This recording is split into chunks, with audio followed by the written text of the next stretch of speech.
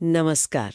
आज हम Gary Keller और जे पापसन की किताब द वन थिंग इसकी एक समीक्षा पर बात करने वाले हैं। मकसद है ये समझना कि कैसे बिना जानकारी के बोझ तले दबे हम असाधारण नतीजे पा सकते हैं, बस एक सरल सत्य को समझकर। पूरी किताब देखा जाए तो एक बड़े ही पावरफुल सवाल पर टिकी है। वो सवाल है, वो कौन सी एक चीज़ है जिसे करने से बाकी सब कुछ आसान हो जाएगा या शायद गैर ज़रूरी हो जाएगा। ये हमें सिखाती है कि क्यों खासकर आज की इस भागदौड़ भरी दुनिया में एक वक्त पर सबसे अहम काम पर फोकस करना ज़रूरी है।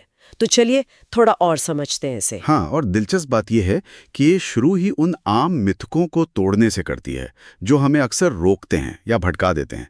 ये उन झूठ की बात करती है, मतलब वो गलत धारणाएं जो हमारी तरक्की में रुकावट बनती हैं। हाँ, जैसे कि ये सोचना कि लिस्ट में सब कुछ ही ज़रूरी है, सब बराबर का महत्वपूर्ण। बिल्कुल। जबकि किताब हमें 80-20 नियम याद दिलाती है ना, कि अक्सर हमारे 80% नतीजे सिर्फ 20% कोशिशों से आते हैं। से तो सवाल ये है कि क्या हम उन सही 20% चीजों पर ध्यान दे रहे हैं? ये पॉइंट है। बिल्कुल। और दूसरा बड़ा मिथ वो है मल्टीटास्किंग का, जिसे किताब कहती है एक ही समय में एक से ज्यादा चीजों को बिगाड़ने का अवसर। हाँ, ये तो काफी सीधा कहा है। हाँ, उनका मानना है कि फोकस बढ़ जाता है तो कोई भी काम ढंग से नहीं हो पाता।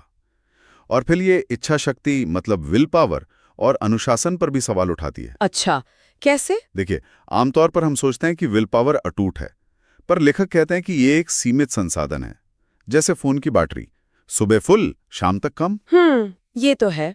और अनुशासन, उसकी जरूरत बस तब तक है जब तक कोई चीज आदत ना बन जाए। मतलब एक बार आदत बन गई तो कम विल पावर चाहिए। बिल्कुल, फिर वो काम ऑटो पायलट पर होने लगता है। ये बात तो काफी राहत देने वाली है, क्योंकि अक्सर लगता है कि अनुशासन तो रोज की जंग है। सही कहा। अच्छा, तो इन मिथकों को तोड़ने के बाद किताब किस तरफ ले जाती है, क्या हल बताती है? वो वापस उसी एक सवाल पर आती है, वो एक चीज क्या है। ये लिस्ट बनाने या प्राथमिकताएं तय करने से एक कदम आगे जाती है। ये कहती है, एक सबसे जरूरी प्राथमिकता चुनो, बस एक। एक प्राथमिकता, हाँ। हाँ, और इसके लिए वो goal setting to the now की बात करते हैं। मतलब अपना सबसे बड़ा लक्ष्य सोचो और फिर उसे तोड़ते हुए आज इस पल किए जाने वाले सबसे जरूरी काम तक ले आओ। अच्छा, बड़े गोल को आज के एक्शन से जोड़ना। एग्जैक्टली। और क्या इसे करने के कुछ प्रैक्टिकल तरीके भी सुझाए हैं? क्योंकि सोचना तो ठीक है, पर करना कैसे है? हाँ, बिल्कुल। सबसे कारगर तरीका है टाइम ब्लॉक करना। टाइम ब्लॉक मतलब अपने उस एक चीज वाले काम के लिए हर दिन कुछ घंटे तय कर देना। जैसे कैलेंडर में कोई जरूरी अपॉइंटमेंट ब्लॉक करते हैं ना, वैसे ही। और उस दौरान कोई और काम नहीं, कोई ईमेल नहीं, कोई फोन नहीं, कोई मीटिंग नहीं, बिल्कुल फोकस। ये सुनने में तो सिंपल लगता है, पर शायद करने में मुश्किल हो। मुश्किल तो है, लेकिन यही फोकस लाने का तरीका है। एक ऐसा माहौल बनाना जहां आप बिना भटके उस एक काम में डूब सकें। और ये उन लोगों के लिए बहुत अच्छा हो सकता है जो हमेशा और करो वाले प्रेशर से थक गए हैं। हाँ, ये तो है। समीक्षा में भी किताब की स्पष्टता और प्रैक्टिकल अप्रोच की तारीफ है ना? जी हाँ, भाषा सीधी है, तरीके अपनाने लायक हैं, असल दुनिया के उदाहरण भी दिए हैं। हाँ, वो सफल लोगों की किस्से कि कैसे फोकस ने मदद की।